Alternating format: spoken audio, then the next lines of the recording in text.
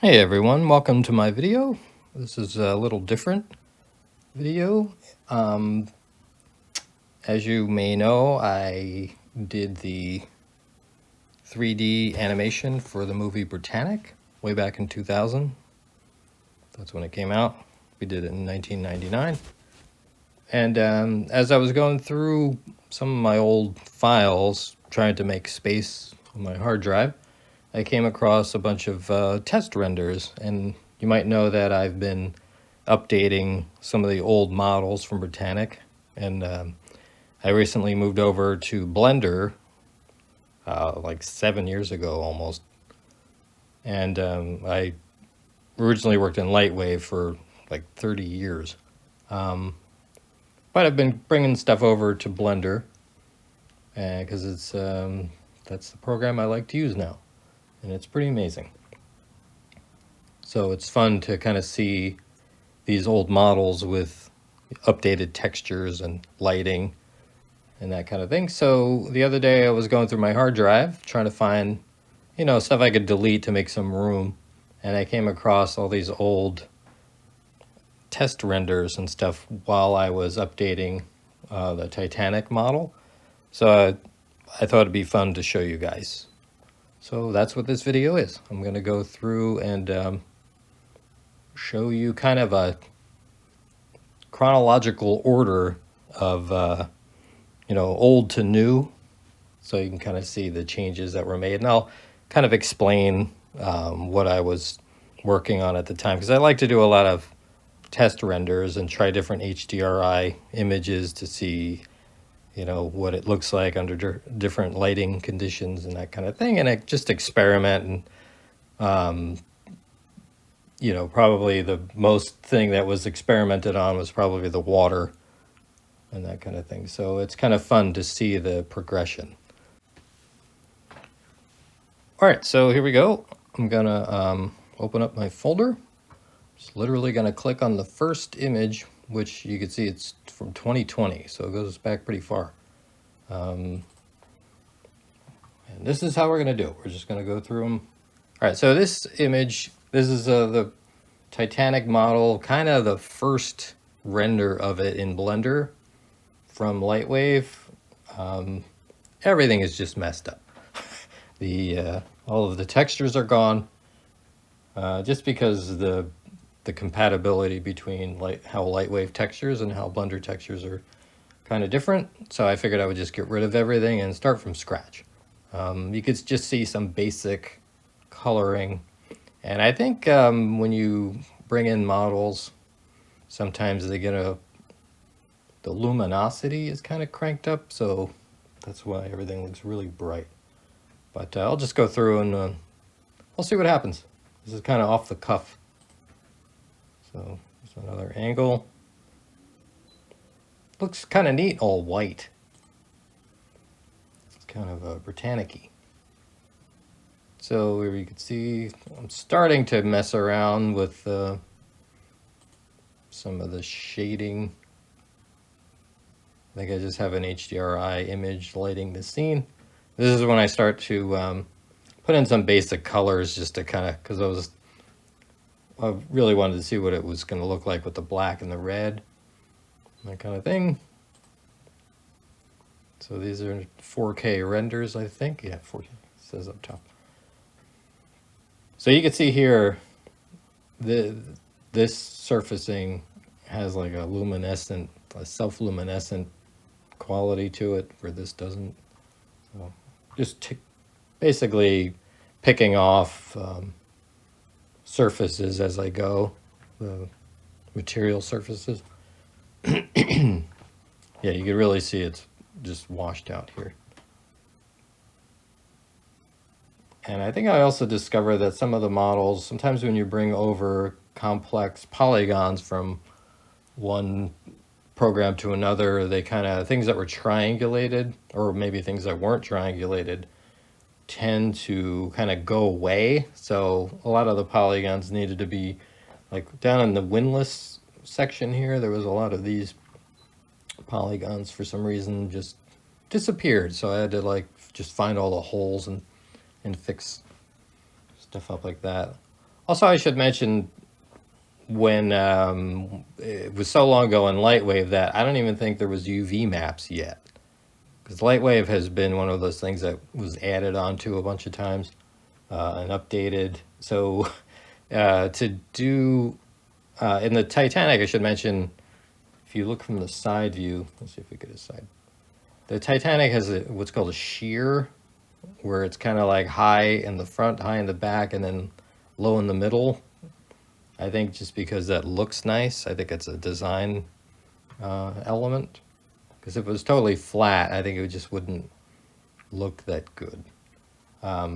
So what I wound up doing in Lightwave, because of the UV map issue and the texture map, I wanted to just keep it nice and flat because it was, you can get away with a lower res image that way for the bump maps and stuff for the paneling on the sides, you know, the metal paneling. I wound up just building the Titanic flat, and then I used some bend. Lightwave didn't really call them modifiers, but they were like tools that you can, I guess it was technically a modifier. So I basically made it so that if you texture mapped it from the side and then you use these bend modifiers to bend up the front and back, the texture would actually go with it. So that's how I got the shear line. And then I kind of like modeled everything else to that shear line. And then the problem was when I brought it over to Blender, I don't think I saved it with the bend. It was kind of a complicated thing. So I had to rework the UV map to get it to follow that shear curve, which was kind of a pain to do, but it took a few tries. It's not totally perfect, but it's coming along. I consider this model to be a work in progress forever. I mean, it's so huge, the actual ship, that like everywhere you look, there could be things that could be fixed. Like I never really did a great model of the benches because the benches are really detailed in real life.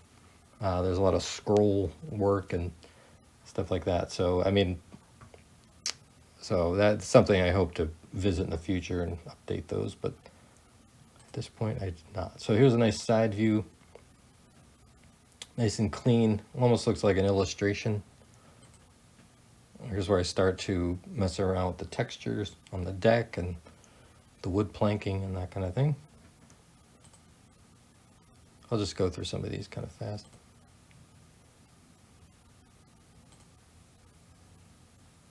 So another angle. You can see here is a little bit of the floor coming through the side. You know, all these little things you don't notice. This is why you have to do a lot of test renders and stuff like that, so it'll start to, you know, you start to see these things, and you do them at a high res, so you can see. You can also see here I think I got rid of these doors in the future and just made them a bump map. So here's some renders. Notice I have 4-bladed prop, which at the time I thought it had a 4-bladed prop based on the photos, but most of the photos were from the Olympic, which had a 4-bladed prop. So I think it's a well-known fact that it's a 3-bladed prop. So I think in the future, I think I actually fixed that. But anyway, another side view. So I did a bunch of these, as you can see.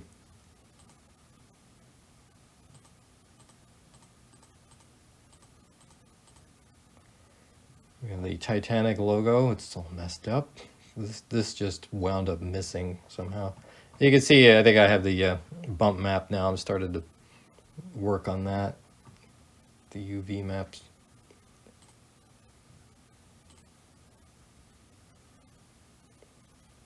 Yeah, you could see, this was the first attempt at adding a shear to a UV map that was totally flat.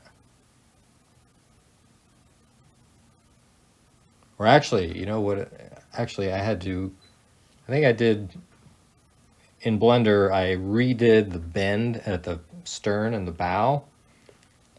and then I wound up, I think I applied that modifier, and then I UV mapped it, and then I had to, for some reason I had to like adjust and make a curve in the UVs so everything kind of worked. But you can see it's a little messed up here, and I go back and I revisit that. It's a long story. Also, at the time when we did Britannic, there was no radiosity. There was also no soft shadows, if you could believe that. There was no area lights. There was no linear lights either. I think we just had point lights and a distant light, like a sun.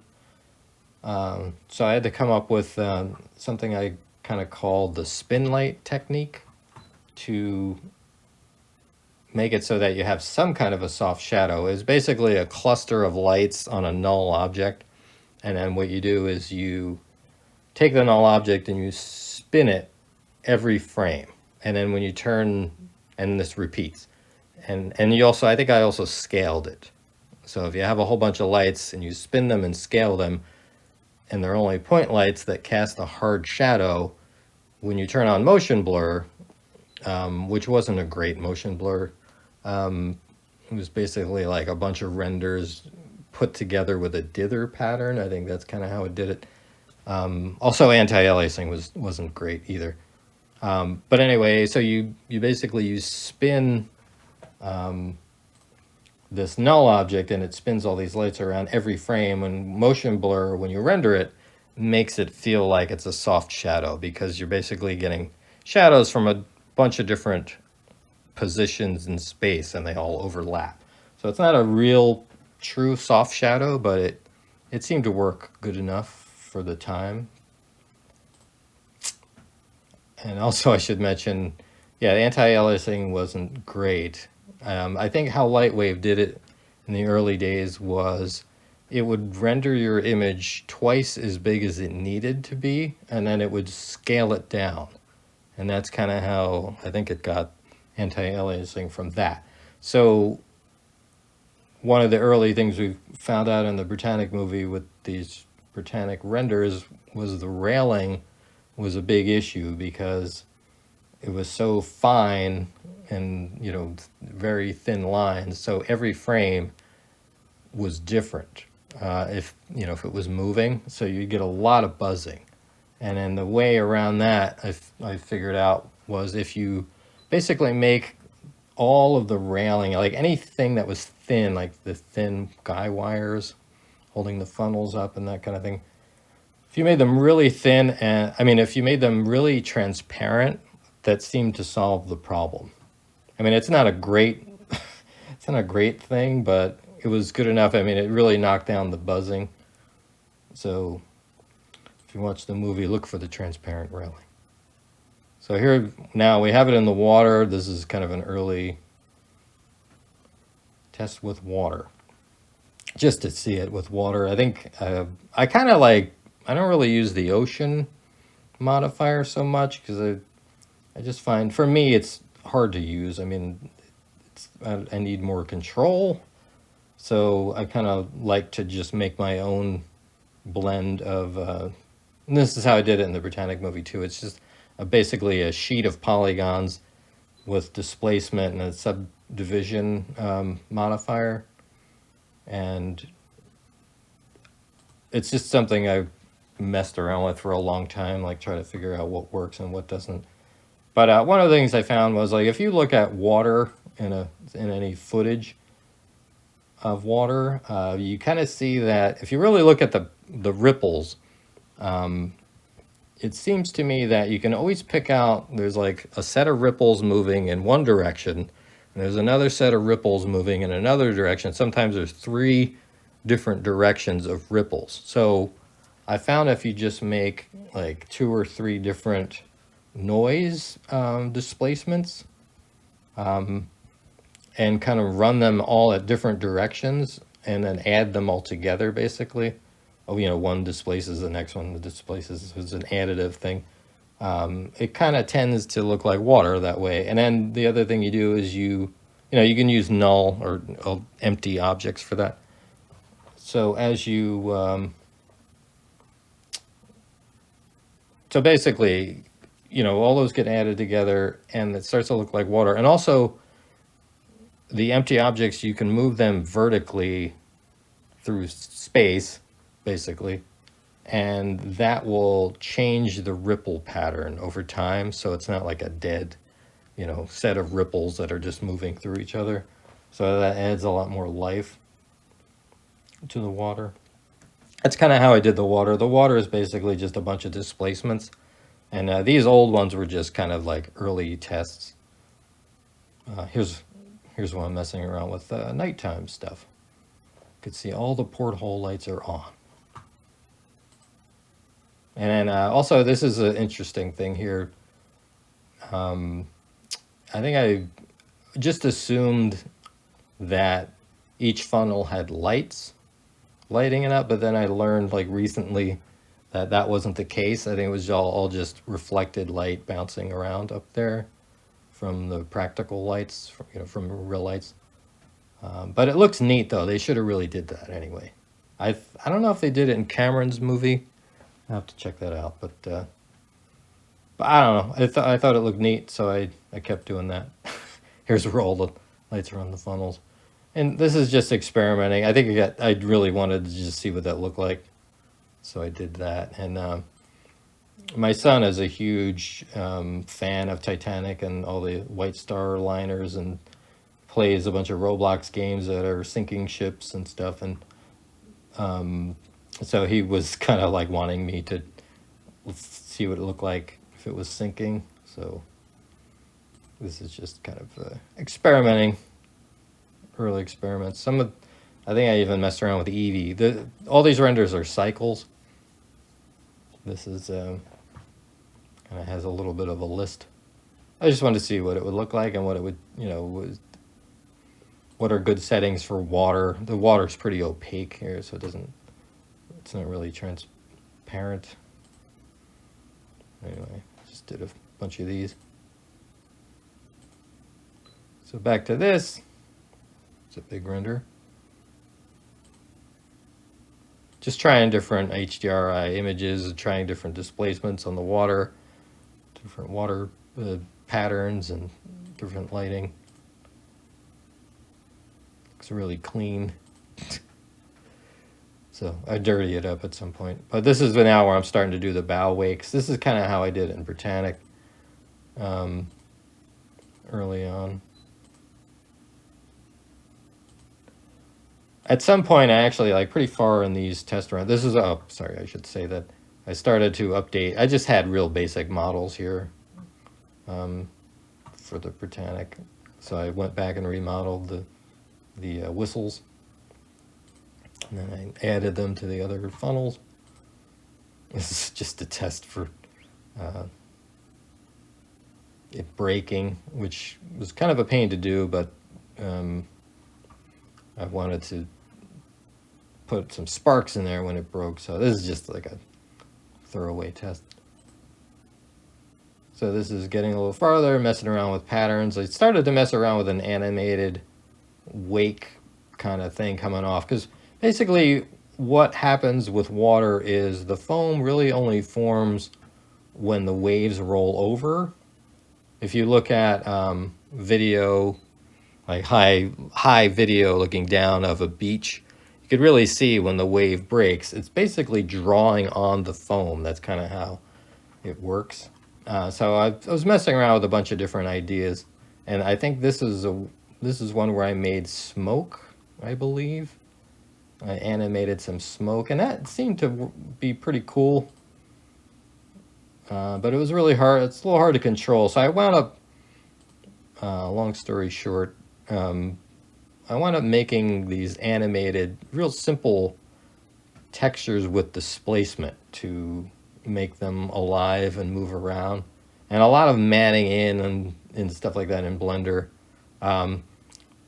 Just in the surface material, there's like a basic water, and then there's foam that are, it's not like an extra layer of geometry on top of the water for foam. It's actually in the same surface, so it's a really complicated surface to get all the colors and the ripples and and the foam patterns and stuff like that. So, and I really wanted to not use any animated imagery, like an image sequence, because I like to render on sheepit. And it's just, it becomes another thing. It becomes a little more difficult to use to render a scene that has a bunch of animated textures, because you have to package it up in a zip file, and it just becomes too much work.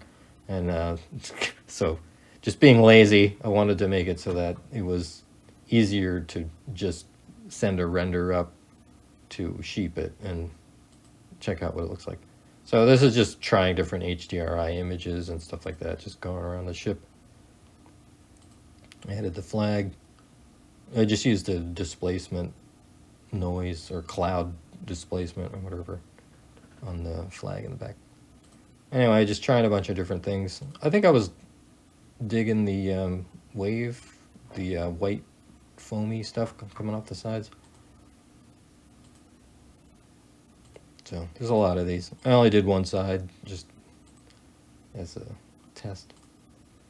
I started to do smoke here, and I wound up, I figured out kind of a way to do it without having huge files.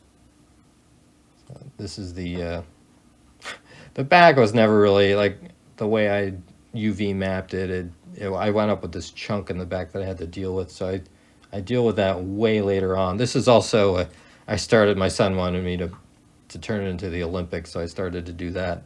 I didn't get very far on that, but it's kind of neat. If you look along the side, this is what the Olympic was kind of known to have.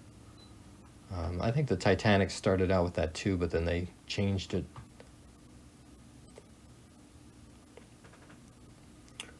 Bright daylight. So this is kind of the inside along the this corridor here. And it's not heavily detailed, but for the Britannic movie, it was only ever going to be in standard definition, so we didn't have to go crazy with the details. You could see this kind of geometry right here where I'm pointing. It's pretty low res, but at a distance, everything looks great. And at the time, I think the scene file had like 1 million polygons in 1999, so it was still high res, even though it was low res. So just doing a bunch of different views. It's kind of fun. This is, I think I was messing around with, if you could see this, it's a big circle. This was a technique I kind of came up with where you have this circle, and at the center of the circle, it's more high res than the edges. It kind of fans out. And that way you could the ship was always going to be in the middle of the circle. So you put all of your resolution where the ship is, and then it kind of fades out as it gets farther away. So there's less and less geometry. And that kind of works. I ran into issues when I started to move the camera far away from it. It had a weird kind of pattern that was forming. But anyway, here's some on the deck. You can see some of the stuff is hovering above the deck. This is all artifacts from bringing the model over and rebending it, so things didn't line up anymore. So you can see my low res bench. So here's where we start to get a little more refined, trying different UV maps, and I'm still using particles here. I think I'm actually using meta balls at some point for that, which was kind of working. So this is that disc where it's high res in the center, but low res. So it started to, you could see these kind of weird, water in real life has this kind of pattern where it's flatter in spots and more choppy in other spots. So that was kind of fun render.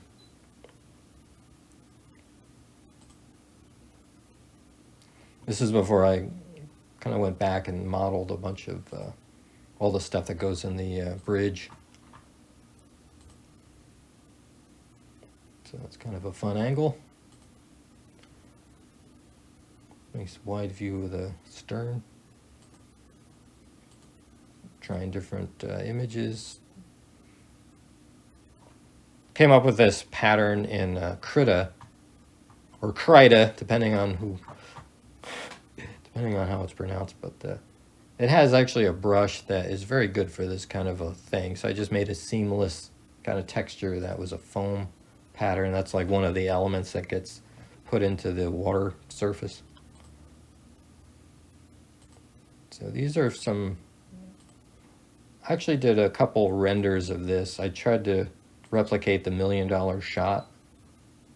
I think it's on I think I have that video on my channel on YouTube. And that's also for sale on Pond 5 if anybody wants to buy it.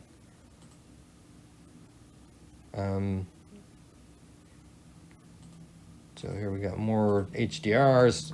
This is, I started to mess around with the smoke. I think this is pretty much the smoke that I wound up using for everything from this point on. So yeah, these are actual renders from the $1 million shot redo. So you can see in here all the fun stuff, the telegraphs and stuff like that.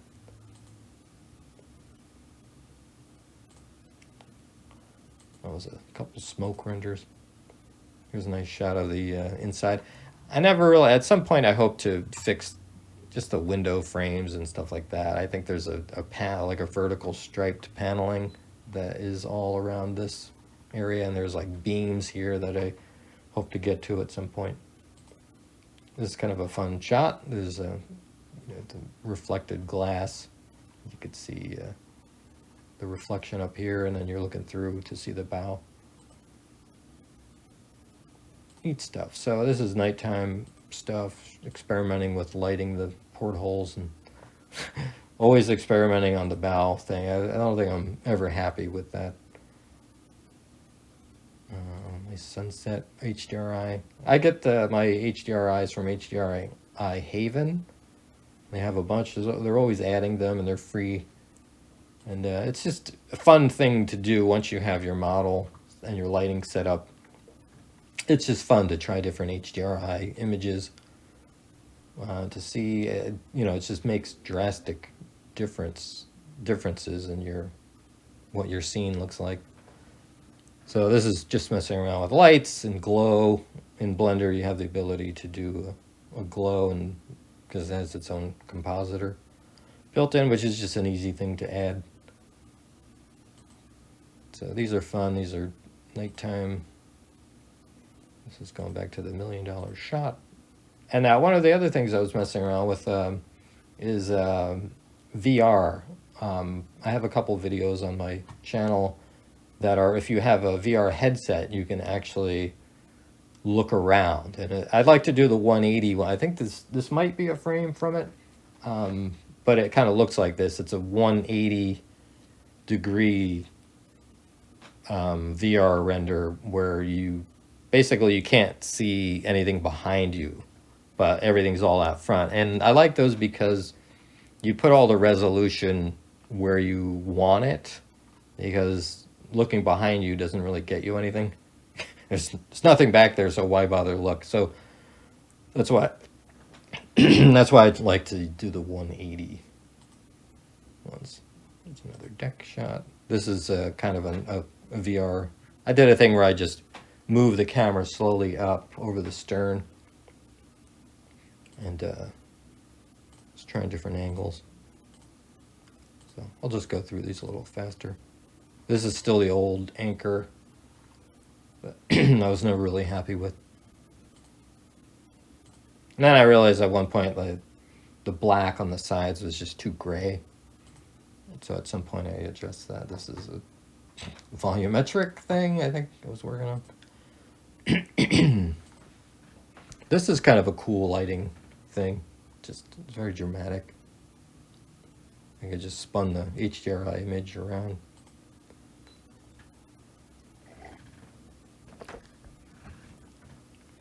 More lighting. Really flat lighting. Probably the worst angle to view that lighting from, but so you can see here I'm messing around with the textures. I think I added the black thing with a little bit of rust. I don't know.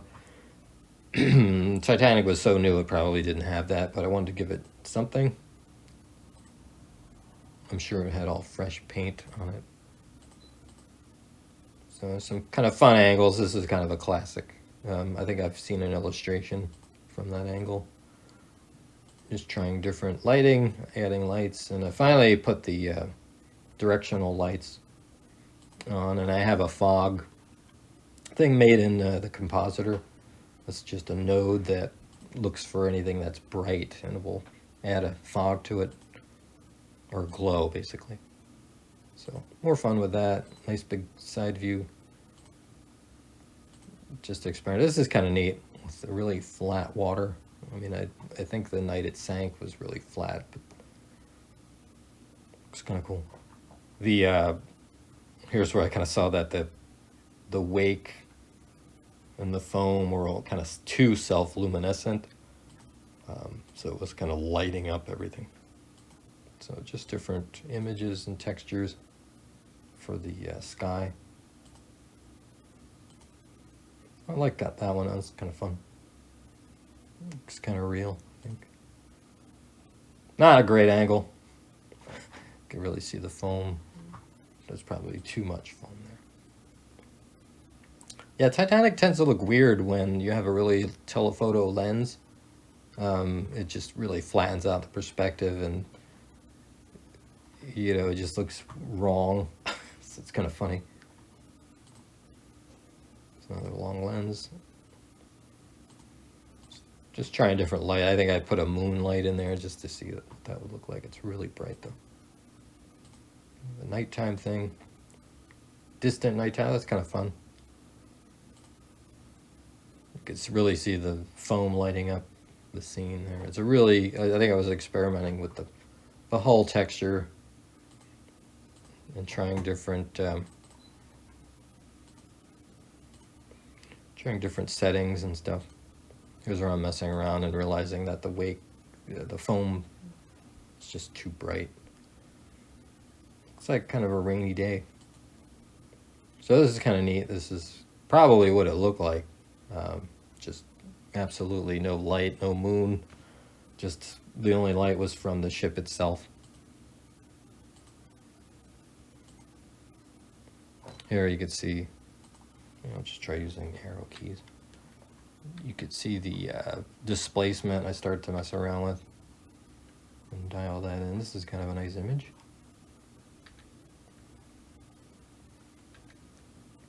I think I started to mess around with the practical lights there. They're not right in this. They're really round in real life. And I think I just put squares just to kind of have something there to see what it would look like. They're probably way too bright. These probably look like 1,000 watts, maybe. I don't know, does anybody know what the actual wattage was for the lights on deck? It'd be interesting to see. They probably weren't that bright, I'm imagining. So these are just, this is really horrible, the water. It's fine, it looks like, it looks great from certain angles, and then all of a sudden you do a high angle or a different angle, it looks terrible. So this is kind of a nice render. Just, it's like you get addicted to changing the HDRI image, so you're like, let's try this one. Here you can see this, it's kind of, the floor texture is a little wonky because of the low samples. Dramatic lighting. Really high waves. You can see there's a kind of an edge there. So it's an ongoing thing over the years. This is kind of fun. Nice nighttime. More blue. Now, all of a sudden we're in the Caribbean. This is a weird, this is just that flare node. And I think I had it set to streaks, and I just cranked it up, and I thought that was a cool image. Saved it anyway. So that's before and after. So trying different HDRIs. Nice sunset.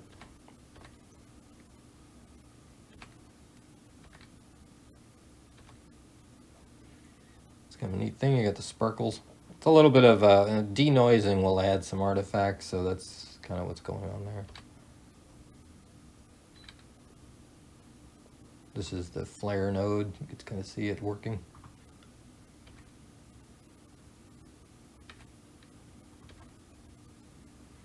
This is what happens when you use, there's not very many HDRI images that I found that were at night with stars and stuff. I think it's just because it's really hard to do. So, but it was kind of a low res thing, and I found out, you know, this is something that happens when you have a HDRI image that's surrounding the whole scene, and then you zoom in, you use a telephoto lens. It really enhances how bad, you know, the resolution is. So you really kind of have to do the stars. I don't think I did any stars in any of these renders, but it really shows you how bad they are when you zoom in. You know, the resolution's not great, and the stars are huge. but when you do it for real, you probably want to do it with 3D geometry for stars. Make it like a ball of stars, pretty much. So this is just trying out different things. I tried a little moonlighting just to see what that would look like. Not great, but...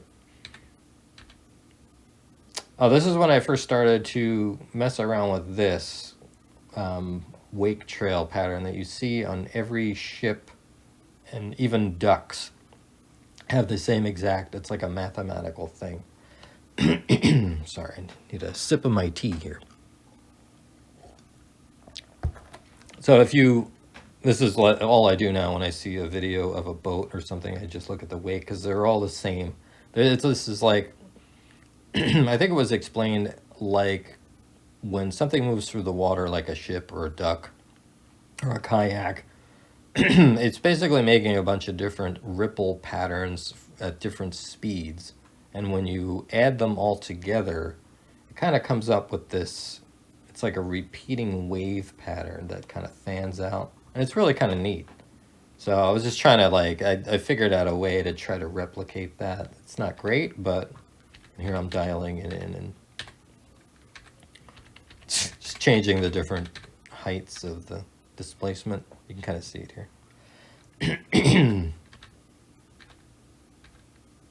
So more patterns, more HDRIs.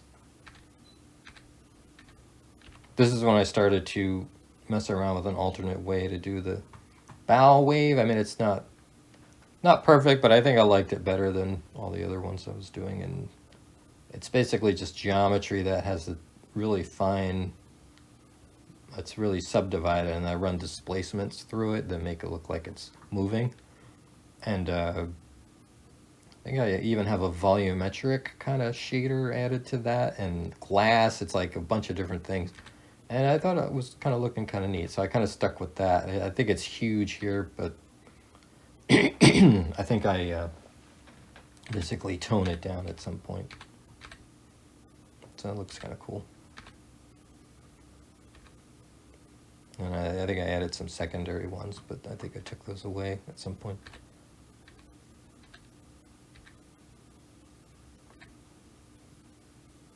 So these are kind of fun. Kind of a dramatic angle coming at us. Here's that angle again. Here's where I started to add some practical lights to the model. That's the little light up top on the mask. These aren't, I never really modeled all of these, like I said before. There's a bunch of ribs and stuff and pipes and things like that, but at some point I hope to do that. Just trying different colors and strengths of lights, and another HDRI change.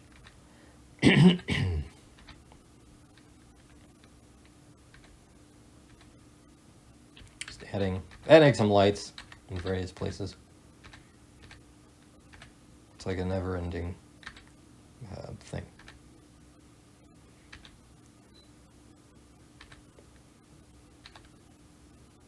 It's actually a thumbnail I think I used for my one of my videos. So that's kind of a neat thing. You can see the difference. This is, wider angle lens that's telephoto. It just really looks kind of strange. The difference. Moonlight is back. I think I added a little bit of fill light with soft lighting. We're getting to the end here.